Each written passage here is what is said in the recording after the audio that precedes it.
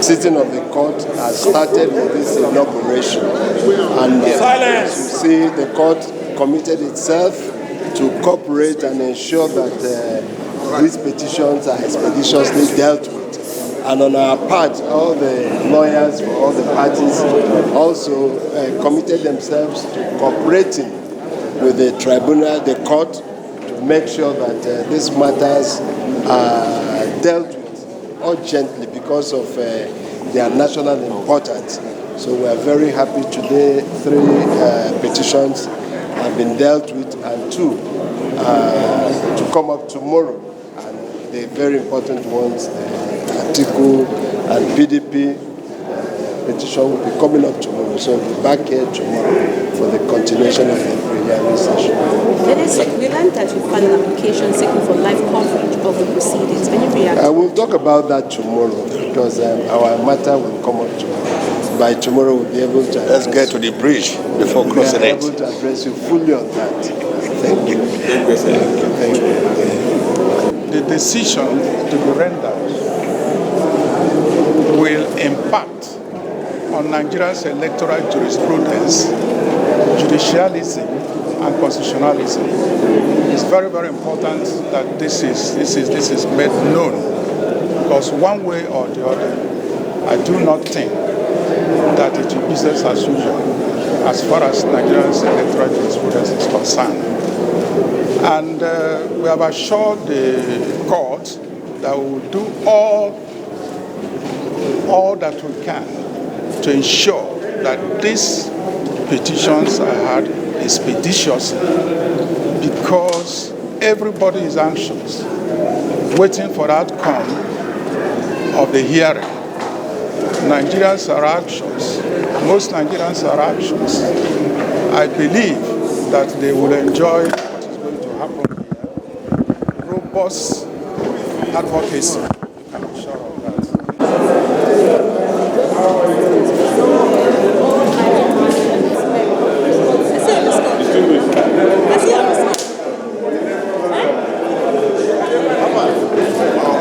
The nitty-gritty of the petition we filed, it's to the extent that the election is marred with corrupt practices. The respondents in our petition, which includes Bola Ahmed Tinibu and APC, he in person is not qualified in the first place to contest for the election. This is the nitty-gritty of our petition, and exactly what transpired in court there is just the pre-hearing session that we had today.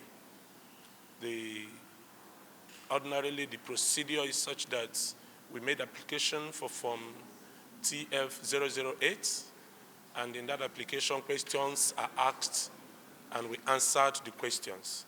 But basically, one of the questions which triggered the court this morning was the answer I gave to question number 8, which actually was asking what would I want the tribunal or court to do. And we said in the affirmative, let the courts ask the respondents to concede to defeat, considering the weight of evidence against them. The national chairman of the party, with his national executive, had instructed that this petition should be filed when we filed it. And the basis for the petition was the crass disobedience of various court orders by INEC.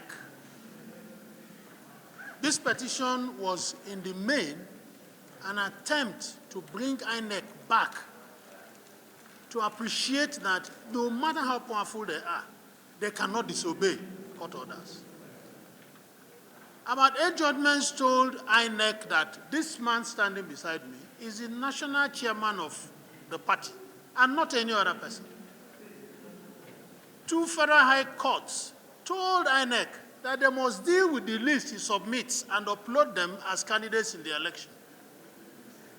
INEC ignored all the orders, including the orders of the Court of Appeal, which said the man you are dealing with is not even a member of the party. So INEC refused, picked candidate for the party, and after the election, of course, as they're entitled to, they say we should approach the tribunal, which we did. But last week, I was surprised. They came to my office and said, well, we are politicians, please withdraw the petition. And I didn't, it's not my petition, it's their petition, and so I had to withdraw it. Yes, sir. Why did you withdraw? So in essence, what they are telling us is that AA has withdrawn its petition. Yes, that's what I came to do today, and I've withdrawn it, and it's been dismissed. Thank you very much. All right. You will recall that Action Alliance, the party under my leadership, is dissatisfied with the injustice meted on us by INEC, which made us to file a petition against the umpire and the emergency of the APC candidates.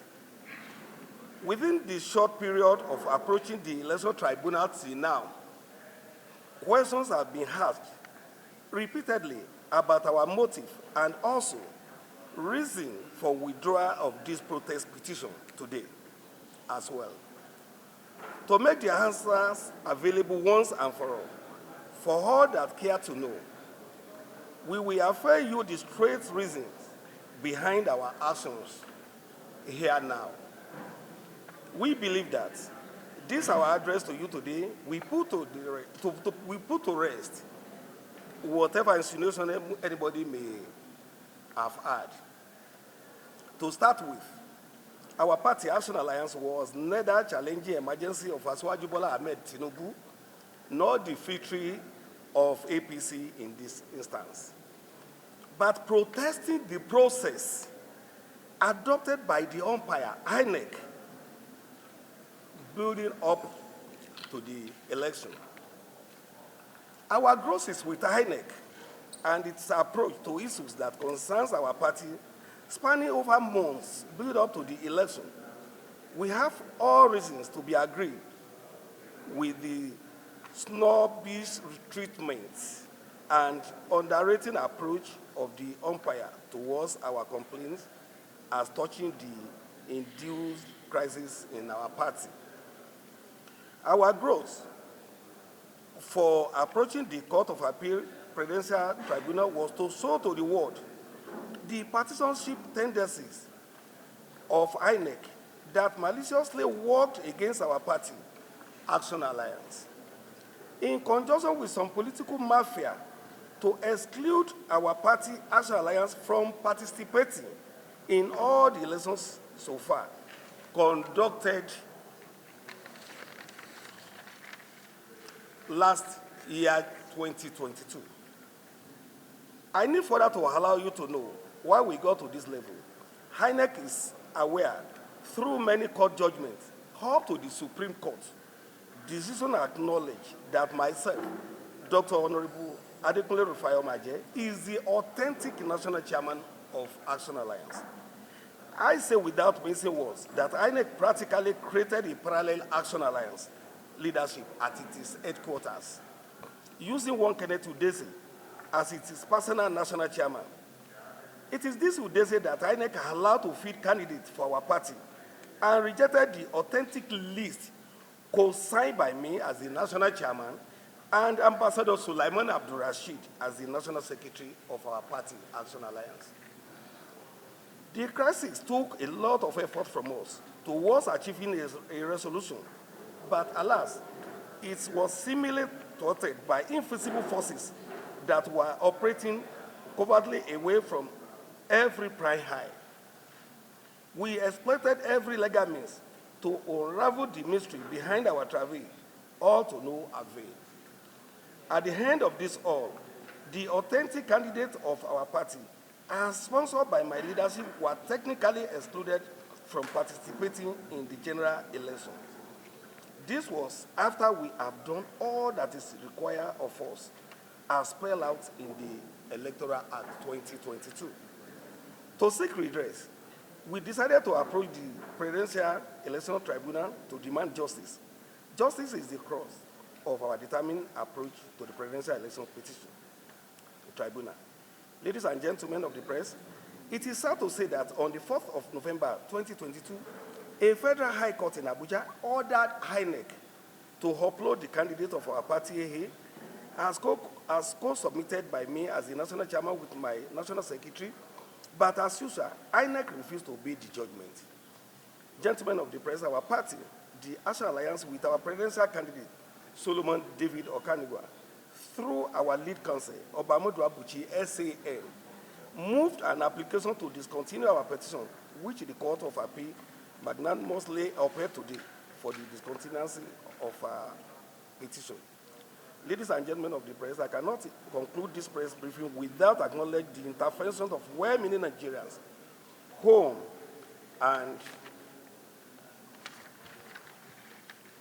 in diaspora, including some leaders of Afenifere, OANEZE, the Arewa leadership, including the Middle Belt Forum, captains of industry and community leaders, through telephone calls and meetings, urging us to see the loss of the party as our own contribution to the unity of Nigeria. Every person that spoke to us admonished on the need to withdraw this petition, stressing that the outcome of the presidential election held on the 25th of February 2023 is to sustain the unity of Nigeria. At this point, having done some in-house re-evaluation of our moves and intents, and taking cursory look at certain variables and the likely resultant effects that could emanate from our insistence on the choosing course of action, especially at the Presidential Election Tribunal, we resolve to abate pursuance of this petition. First of our considered reason was unity of our nation, being witness and active members of the imbroglio that followed the annulment of the result of the famous June 12, 1993 presidential election, believed to have been won by late Chief M.K. Abiola of the Southwest extraction. We do not want to be the reason our country, Nigeria, will be thrown into another horrific experience of such. Secondly, as active Democrats in this democratic experiment, we shall not be used by proponents of interim government to achieve their concocted agenda of taking over government through the back door. Thirdly, our party believes in the three key principles of a healthy democracy, which are 1, equity, 2, fairness, and 3, justice. The agitation around our country today is because part or all of these key principles are being relegated. We believe it is not fair to abort ascendancy of a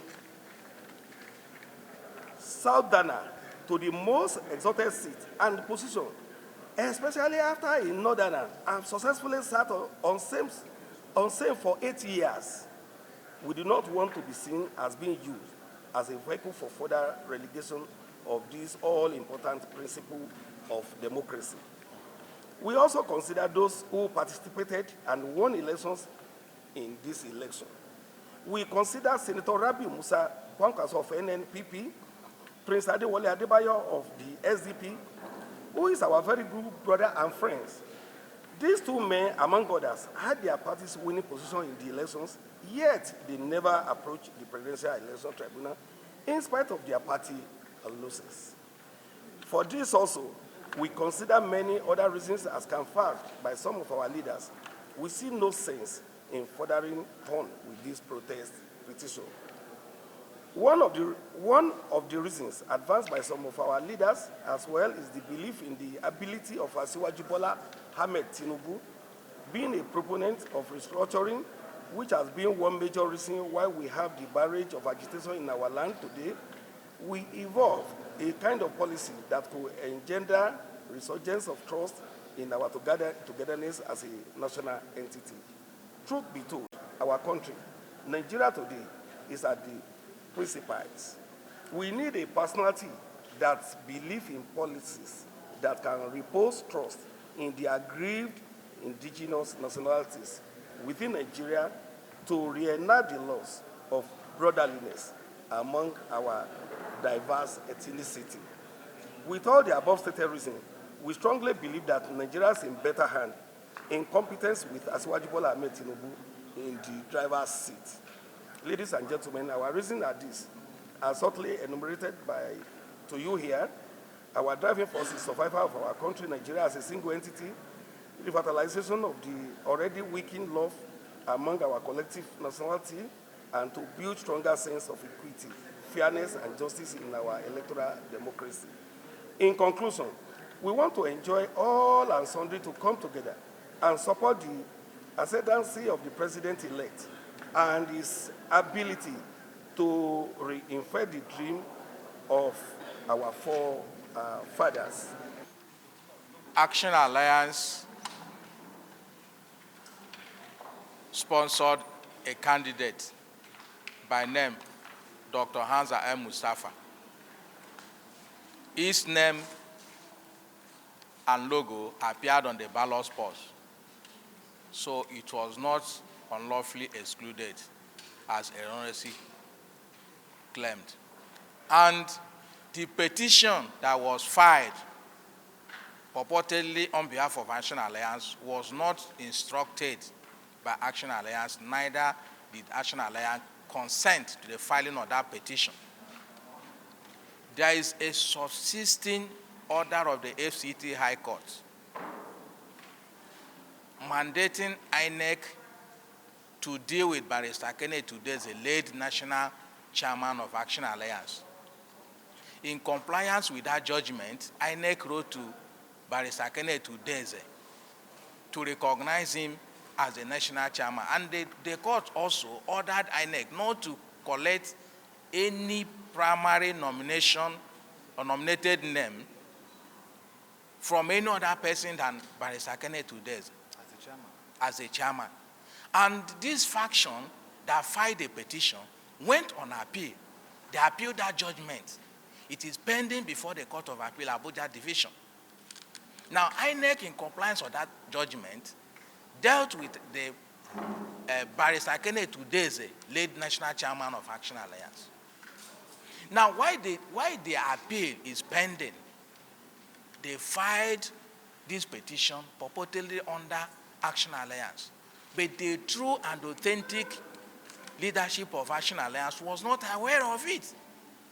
No concern. And that order of court mandating INEC to deal with Barrister Kenneth Udeze had not been set aside. In fact, they appealed that judgment. So it was an abuse of court process to have even filed this petition purportedly under Action Alliance. Because of that, the authentic leadership of Action Alliance filed a motion. I did file a motion to strike off the name of Action Alliance from the petition because Action Alliance was not aware of that petition. And they knew that they could not escape that motion. That was why they now decided last week to file a motion to withdraw the entire petition. That was the reason they withdrew, because it was a hurdle they could not pass. And that order of the FCT High Court, that judgment, until and unless it is set aside, INEC and even the so-called faction must comply with that order to the letter. So that is what actually transpired in the court. So what the motion we filed sought to do is to check gate crashing and self-seeking maneuvers.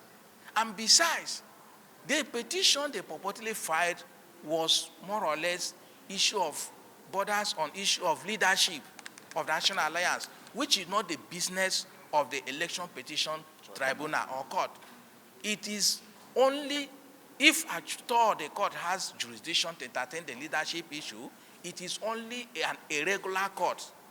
Besides, they appealed that judgment at the Court of Appeal. So this tribunal could not have entertained this petition as presently constituted, because that would have amounted to entertaining an appeal over that judgment. And this court, being an election petition tribunal court, has no business to entertain with such it is only an election-related matter, not a pre-election matter, not a leadership matter. It doesn't have such jurisdiction. So they knew that they were making no headway.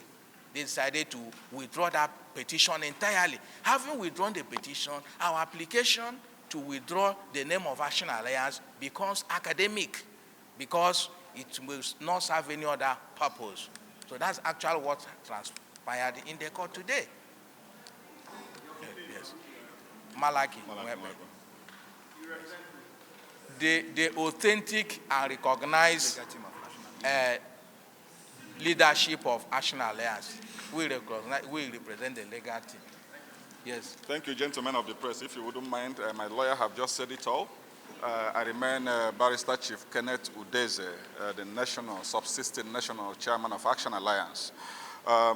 Incidentally, I want to really congratulate every members of Action Alliance across Nigeria because we have gotten to the end. Our opponents, those that have been fighting the leadership of the party, they wanted to be clever by half. At least they have seen what we have filed in court and they know they cannot respond. Reason why they have come today to withdraw their petition. So I want to congratulate AA members across Nigeria. The party keep moving forward.